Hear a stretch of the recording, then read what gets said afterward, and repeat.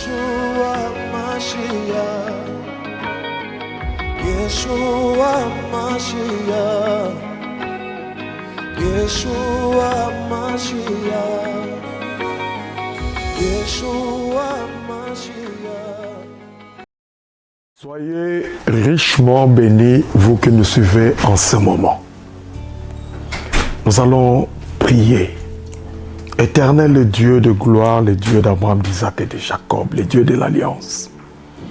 Nous voulons te consacrer ces moments où tu veux parler à ton peuple. Nous voulons que ta parole puisse édifier quelqu'un. Nous voulons que cette parole puisse relever une tête courbée. Nous voulons que cette parole éternelle puisse encourager quelqu'un. Nous voulons que cette parole éternelle puisse édifier et recadrer quelqu'un. Que toute l'honneur et toute la gloire ne reviennent qu'à toi seul. En ton nom Jésus, nous avons ainsi prié. Amen. Bien-aimés, je suis dans la joie de me présenter une fois de plus devant vous.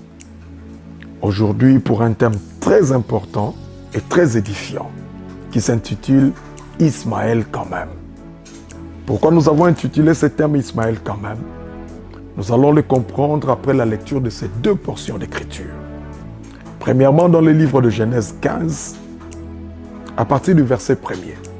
La Bible dit, après ces événements, la parole de l'Éternel fut adressée à Abraham dans une vision et il dit, Abraham, ne crains point, je suis ton bouclier et ta récompense sera grande.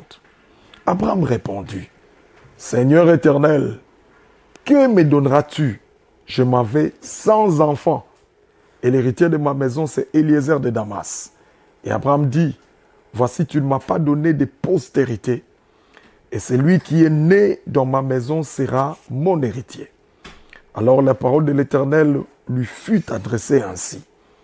Ce n'est pas lui qui sera ton héritier, mais c'est celui qui sortira de tes entrailles qui sera ton héritier. Genèse 16, à partir du verset 1er. Sarai, femme d'Abraham, ne lui avait point donné d'enfant. Elle avait une servante égyptienne nommée Agar. Et Sarai dit à Abraham, voici l'Éternel m'a rendu stérile. Viens, je t'ai pris vers ma servante. Peut-être aurais-je par elle des enfants. Et Abraham écouta la voix de Sarai. Il y a eu deux voix qui ont parlé à Abraham. La voix de Dieu qui lui a promis une postérité au travers de Sarai, sa femme. Et la voix de Sarai qui a proposé à Abraham une solution dont nous pouvons appeler une solution alternative. Une solution alternative, pourquoi?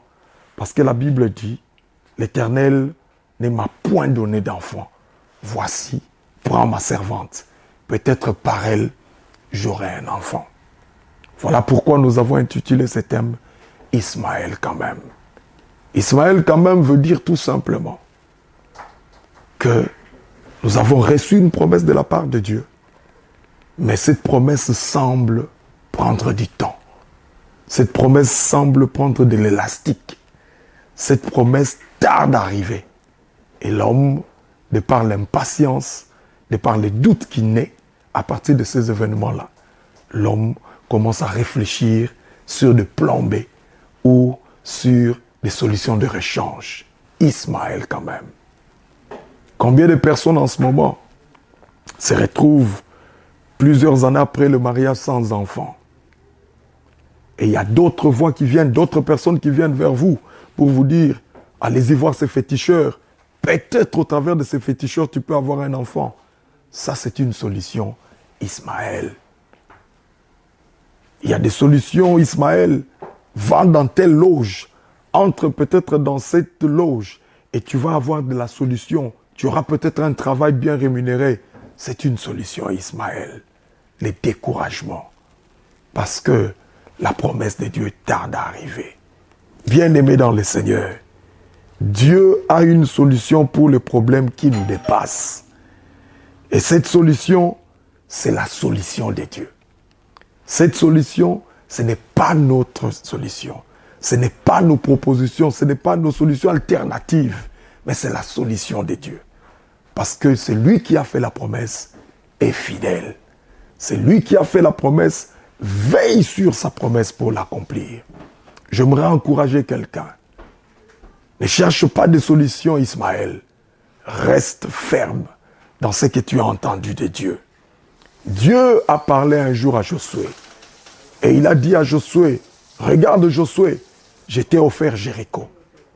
Et la parole de Dieu était sortie pour dire, je t'ai offert Jéricho. Mais tout ce que pouvait faire Josué, c'était deux choses. Premièrement, c'était d'abord de commencer par croire en ce que Dieu avait dit. Croire à la promesse de Dieu. Il a dit, je t'ai offert Jéricho, crois que Dieu te l'a offert. Et deuxièmement, agir maintenant en fonction de ce que Dieu a dit. C'est ça la part de l'homme. Agir et croire.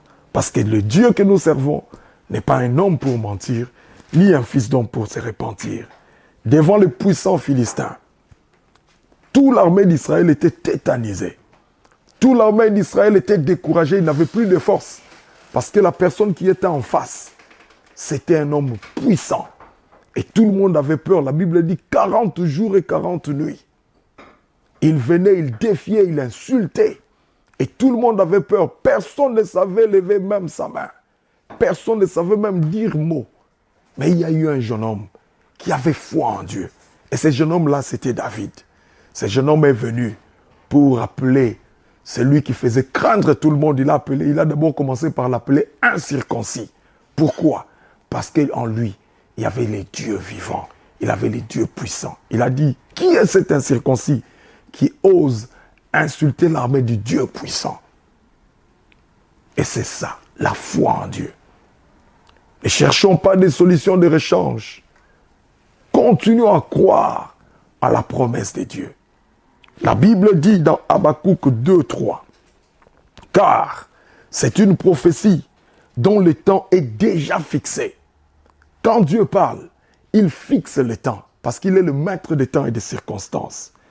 La Bible dit, elle marche vers son terme. Ça veut dire que la chose peut-être n'est plus très loin pour s'accomplir. Et la Bible continue pour dire, elle ne mentira pas. Ça, c'est un élément important. La prophétie ne mentira pas. La parole de Dieu ne ment pas. Les promesses de Dieu ne se trompera pas. Les promesses de Dieu ne te trompera pas. Dieu ne te mentira pas parce qu'il n'est pas un homme pour mentir. Et la Bible dit, attends-la, car elle s'accomplira. Même si elle tarde, toi attends-la. Si la Bible dit même si elle tarde, parce que la Bible reconnaît que le temps peut aussi être élastique. Mais malgré l'élasticité du temps, toi reste ferme à la promesse de Dieu. Ne cherche pas de solution, Ismaël. Ne cherche pas de solution de rechange. Ne cherche pas de solution alternative. Reste ferme à la promesse de Dieu. Même si tu ne vois pas, reste ferme. Dieu agit en fonction de ses voies. La Bible dit, mes pensées ne sont pas vos pensées et mes voix ne sont pas vos voix. J'ai suivi un homme de Dieu qui a parlé, qui a donné l'exemple du pasteur Billy Graham, qui était allé dans une convention et le Seigneur lui avait parlé, il a dit, et derrière toi, il y aura des millions de personnes qui seront converties. Et le pasteur Billy Graham s'était préparé ces jours-là. Et dans sa préparation, il est venu, il a prêché.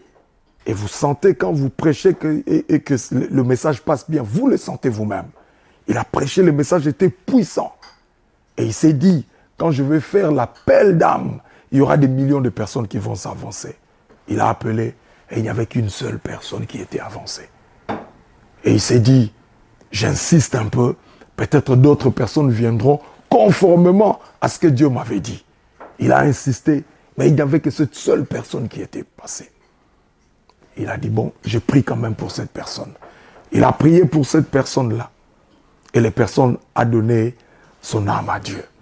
Et quand il est rentré à son hôtel, il était découragé. Il s'est dit, est-ce que j'avais bien écouté Dieu?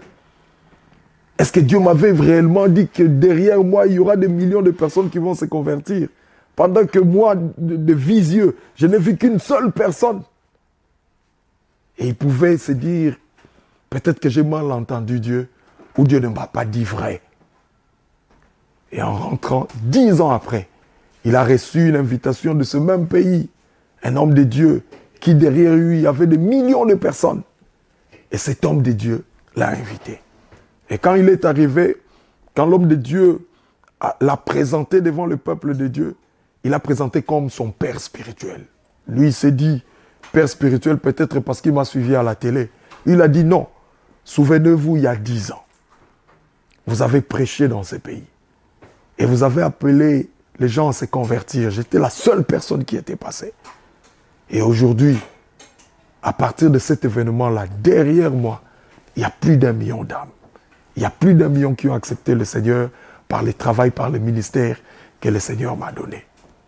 Et c'est à partir de là que Billy Graham a compris le message que Dieu lui avait donné.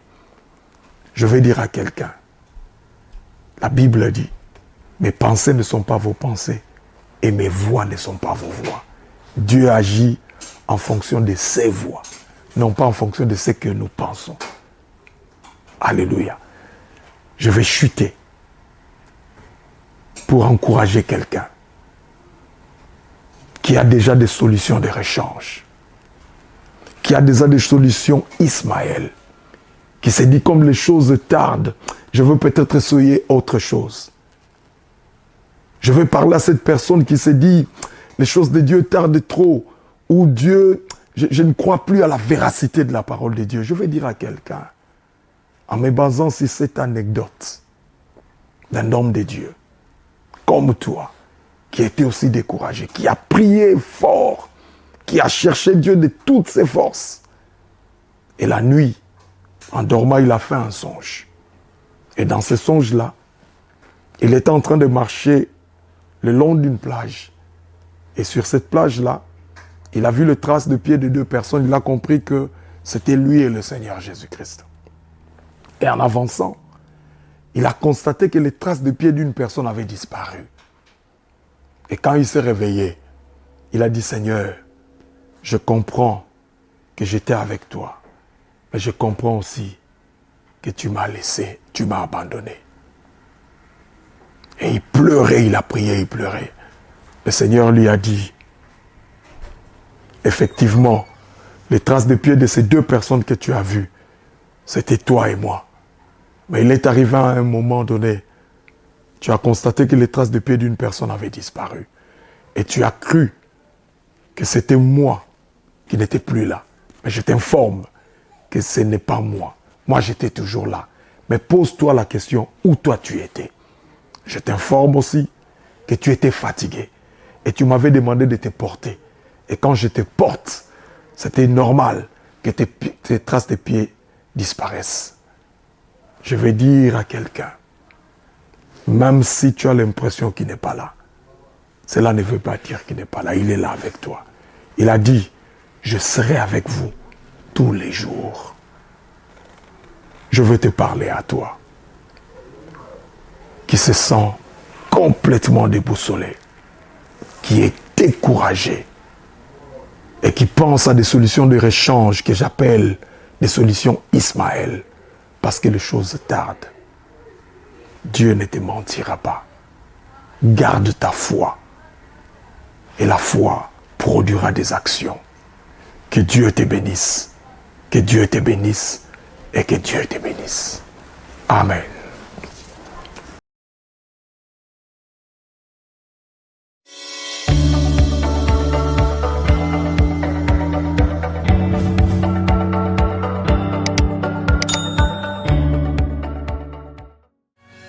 Yeshua Mashiach,